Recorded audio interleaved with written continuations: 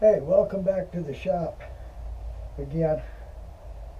This is what I'm going to be doing today, and it's another box. I'm going to try and cut the video a little bit short. Of course, I'm not going to show any turning, and I've got 3 more videos on boxes, so I'm not going to show how I make a solid bottom. If you want to see me make a solid bottom for a box, you can look at the Beads of Courage box, the Chain Link box, or the Mini Woods box where I do that same thing. What I really want to show today is how to make this very simple trim. I wanted a box with just a simple trim on it, and I just want to show how that's done. And basically why I'm doing this box. So a whole lot of the video will be just repetitive of the others. But what I'm talking about is these segments here that have got the dark piece put in them. You can get a good look at it here. And what it's doing is cutting them on the router table. Cutting a V in the bottom on a router table. Now I had to cut quite a few extra because some of them got some tear out. So I needed 20. I probably cut about 25 or more to get 20 good ones. So this video really, like I said, is just to show how I did these. The rings are glued on the same as I do any other box. The turning, of course, on this box I used friction polish on it. I got a good shine on it. I don't know if the camera can pick it up or not, but I got a pretty good shine on the box. And it's just basically cherry. The whole box is cherry except for the inserts, of course, which are Peruvian walnut. And this is what I use as a jig to run the segments over the router. It's simply cut at the same angle as the segments. I'll put the segments in it and push it against the fence and run it across the router using a 90-degree V-bit. So like I said, let's get started with this project. To make my jig, I got the fence set up at 11.25 degrees. Same angle I used to cut the segments. Fact is, as soon as I set my distance, I'll cut the segments. Then I simply mark where I want the jig to be cut. And I'll cut one side, then I'll flip it over and cut the other side. Simple as that to make the jig. Then of course I'll cut out the bottom. Now using this jig on the router table, I consider it a bit dangerous myself. I don't really trust the router table. I've had too many pieces thrown off.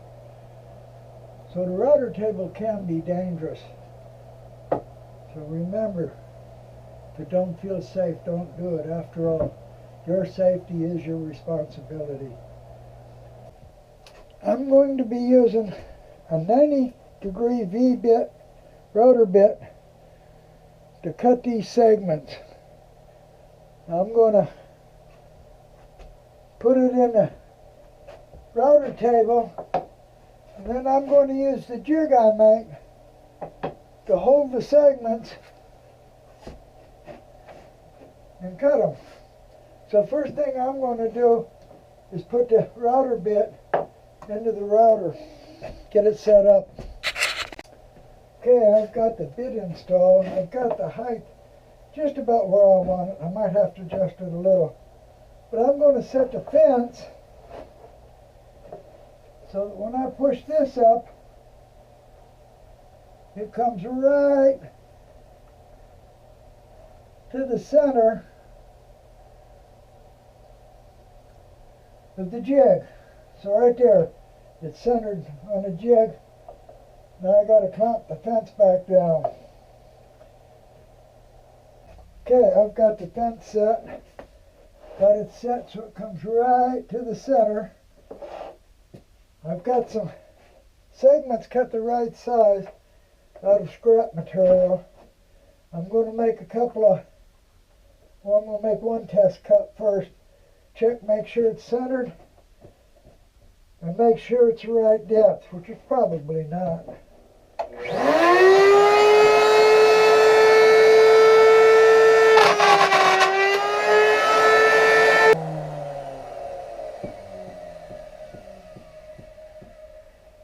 It's cutting a little bit too deep.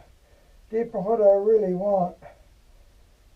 I don't know, maybe it'll be okay. Cut another one and see. This is just about what I got, what I want. I dropped the router bit down some. I got it with no chip out. So I'm going to cut some more segments, not from scrap material, but from real material. See if I can get 16 of them cut. I said 16 of these. What I really meant was 20. But I've got 20 of them now routed out.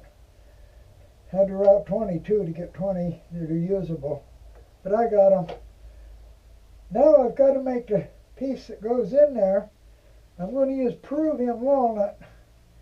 And what I'm going to do, because I want the grain to run the same direction, is I'm going to cut them at a 45-degree angle. I'm going to put them at a 45-degree angle, bounce on them. I'm going to cut them, then flip them, cut a piece, flip it, cut a piece, flip it, cut a piece, till I get 20 pieces. I've got 20 of these pieces cut, like this. So the grain runs the right direction. The grain's running this direction. And all I got to do now is glue them in, like this. In order to glue them in,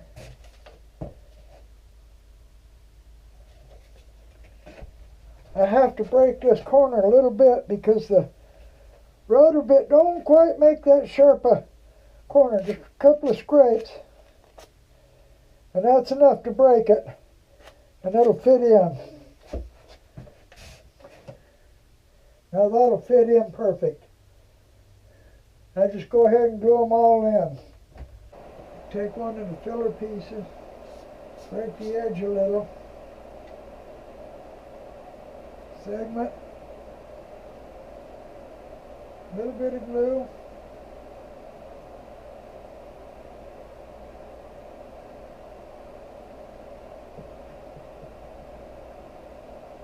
spread it around a little bit.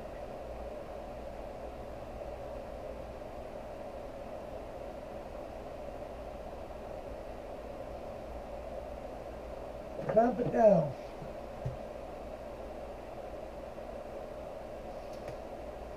Now I'll let it sit for about 15 minutes. I got them all glued up now. What I've got to do is to take them to the sander and sand them flush now, like this. So I'm going to go ahead and sand all the rest of them. I got half of them sanded. Okay. I've got 12 more segments cut. So I can make a 16 segment ring. I got it dry clamped. And using 4 of the modified pieces. So every 4th segment's a modified piece. Now I'm going to glue this up, and I'm going to put the top clamp on it. Now if you, I made a video, it's on my channel, just on how to make the basic segmented ring. And I also made a video on how to use this clamp, how to make and use this clamp. So I'm going to go ahead and glue this up and then clamp it down with the top clamp. I got glue on them now. I got the clamp on them, not all the way tight. I'm going to put the top clamp on them now so that I get them as flat as I possibly can.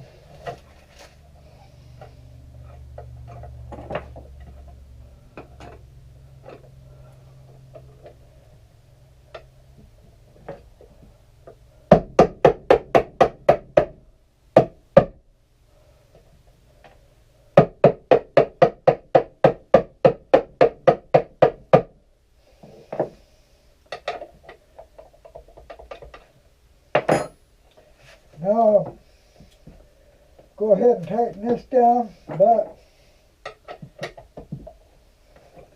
we'll have to rotate it. There we go. Now I can go ahead and tighten this down.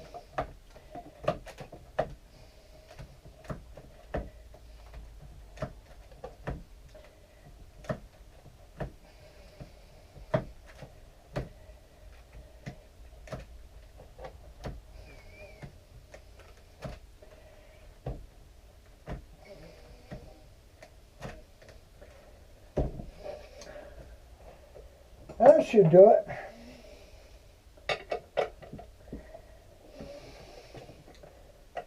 Get the top clamp off.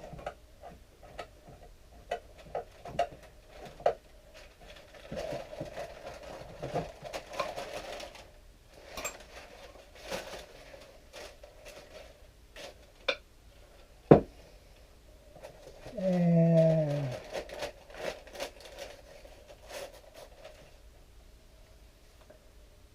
yes, the bottom's flat. That's good. So I'm just going to let it dry for 15 minutes and then I'll be able to sand it flat. I've got all 5 rings built now. They're all 7 inches in diameter, all 16 segments. I got 4 of the modified segments in each ring, equally spaced of course. And what I'm going to do now is I'm going to sand the bottoms, just one side, just the bottoms, flat and smooth on each one. I'm not going to turn them because I want to remove the least amount of wood possible to get them flat and smooth, good gluing surface. So first I'm going to chalk them.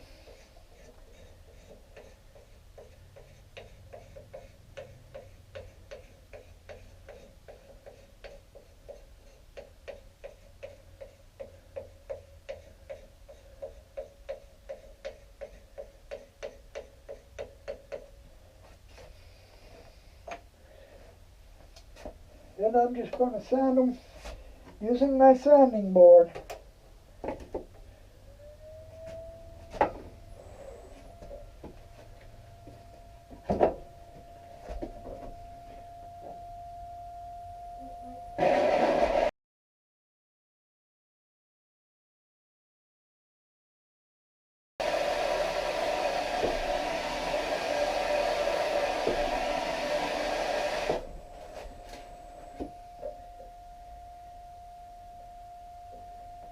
Yeah, that's got it. Okay, I've got all 5 sanded. I've got one mounted in the cold job. I've got the live center on it. I'm just going to put some glue on it, bring it up with a tailstock and glue it on here. There's no particular orientation. It can go anywhere, being as how this is a solid piece underneath it. Just a little bit of glue all over. That's more than enough, probably way too much.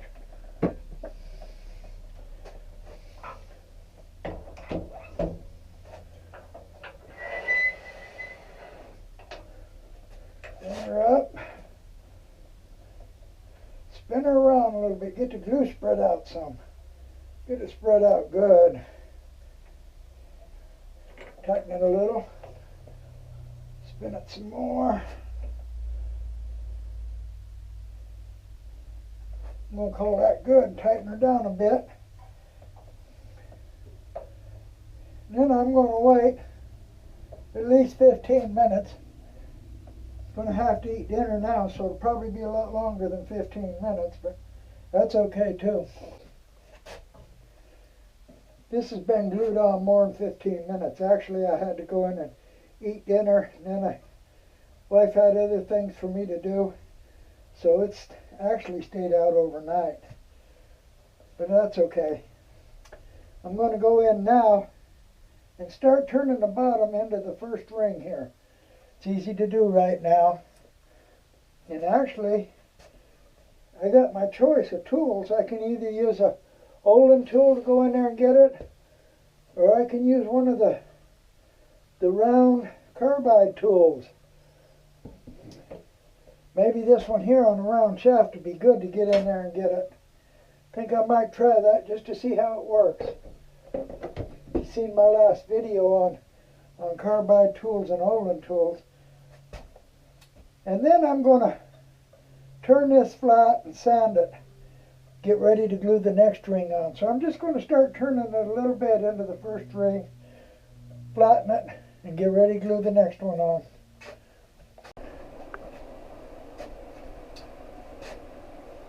I've got the inside turned, but not quite all the way to the top.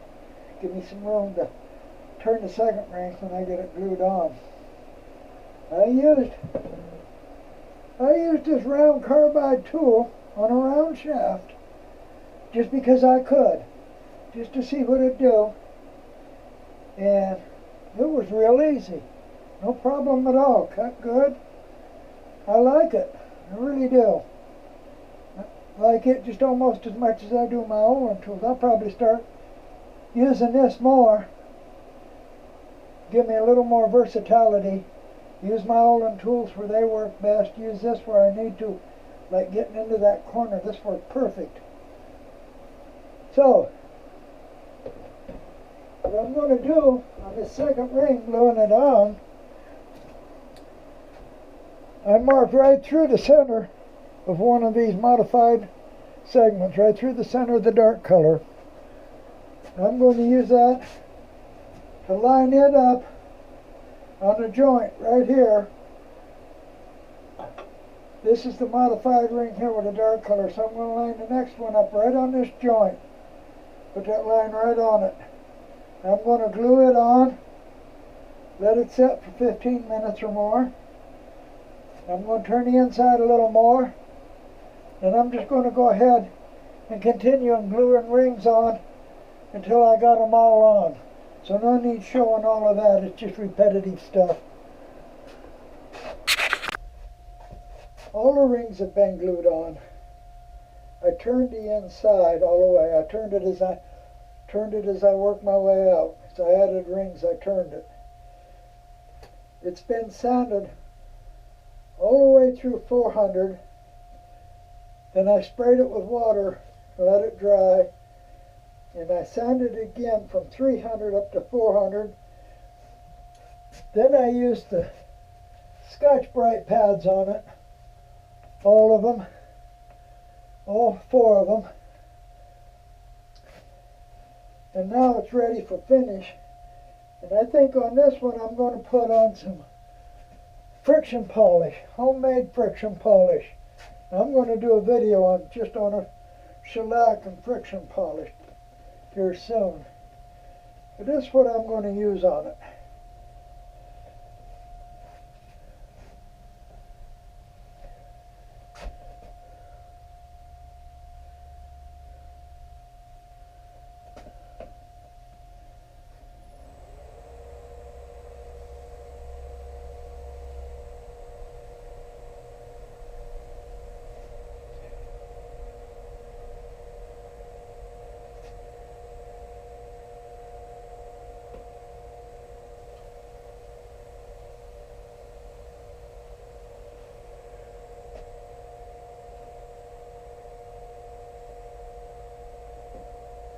Get some polish on it. And then heat it up.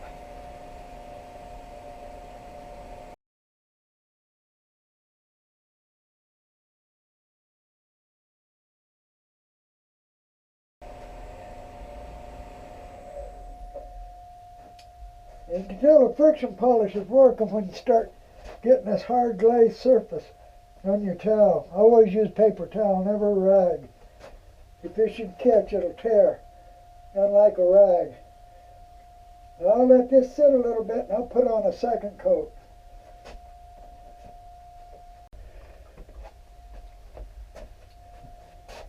I've got actually 3 layers now on the inside of friction polish.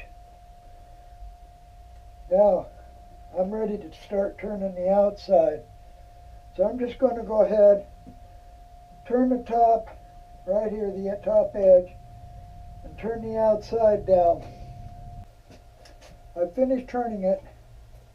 I sanded it all the way up to 400 grit. I sprayed it with water. Then I started sanding again at 320 and took it up all the way through all the scratch pads, all 4 of them. And I don't know if the camera will pick it up or not, but you can see the shine on it. I don't know if the camera will pick it up or not. But it's shiny now with nothing on it. There's absolutely nothing on it. Just sanded. So now, what I'm going to do is put a finish on it. I think on this one, I'm going to put a friction polish on it. I think what I'm going to do, in fact is, I think I'm going to stop right here in the middle of this video and do another short video on shellac and friction polish. So, I've got this turned inside, finished inside. I got it turned outside and finished outside. So this piece is ready to go, other than turning the very bottom.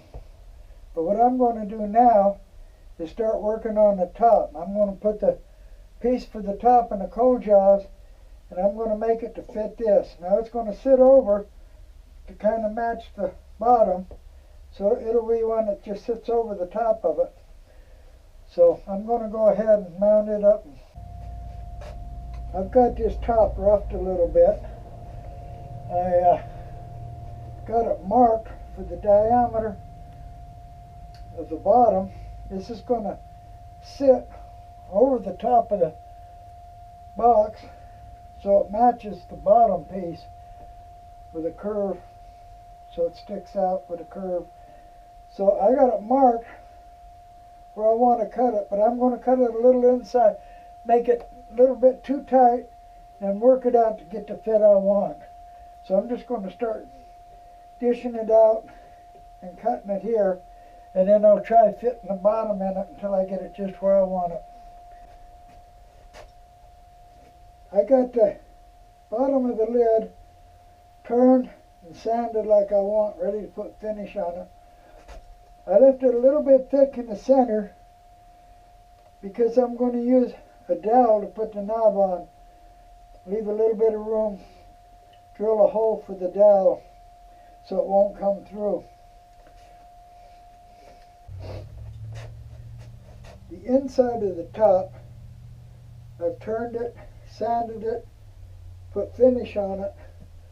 What I'm going to do now is take it off, bandsaw off the corners. Then I'm going to put the main turning back on. Now I'm going to fit this to the top of the main turning, bring the tailstock up to hold it. I'm going to drill it for the dowel to hold the knob on. Then I'm just going to bring the tailstock up with a live center and hold it and turn the other side. I got this tape to protect it. I'm going to put the top up on it. Then I'm going to bring the drill up and drill it out. I got the drill marked for the depth I want to drill it. Now, this is a bit tricky. Bring the drill right up to it.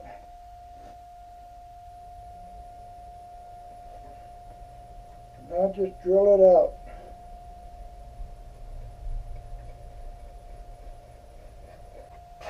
I got it drilled out, got the live center on it, holding it on.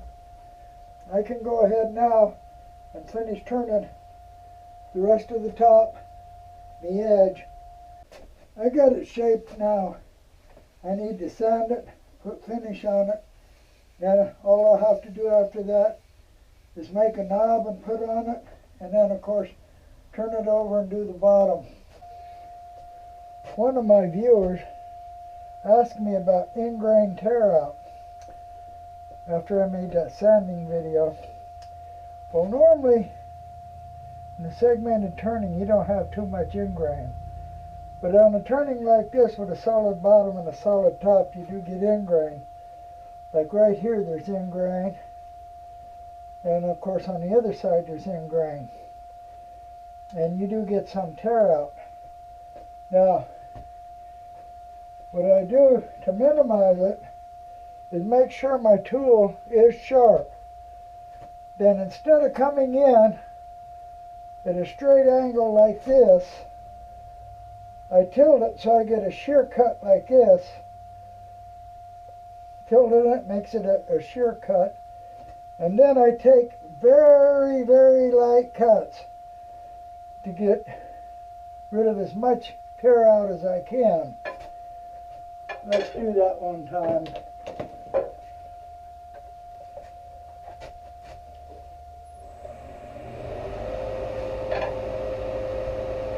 Put it at a shear angle, and then just real light cut.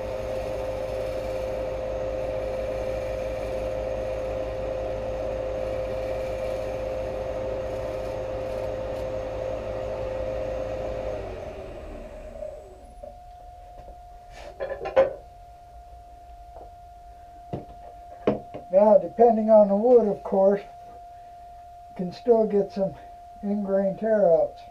Where's the ingrain? Right here. Yes, there's still a little bit of tear out there. So, what do?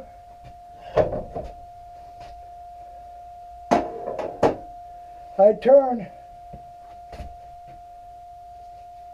to the 80 grit sandpaper. And of course, to get rid of tear out, you got to remove some wood. So I use the heavier grit sandpapers, 80 or 100, until all the tear out's gone. After all the tear out's gone, then of course I go to normal sanding, just a couple of passes with each successive grit. No need to remove wood anymore, but you do need to remove it to get the tear out. So that's what I'm going to do with this. I've got all the tear out removed with the 80 grit. Had to remove enough wood to get it all out. But now that it's out, I can just make a couple of quick passes with all the rest of the grits. Don't have to sand much, just a couple of quick passes with each one.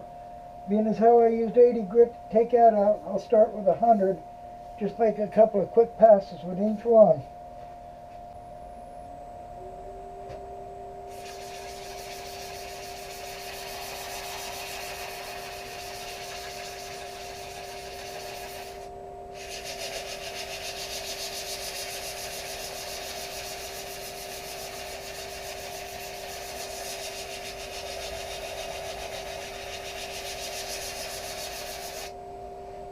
Just like that. Now I'm going to go ahead and go through all the rest of them and the Scotch-Brite pads.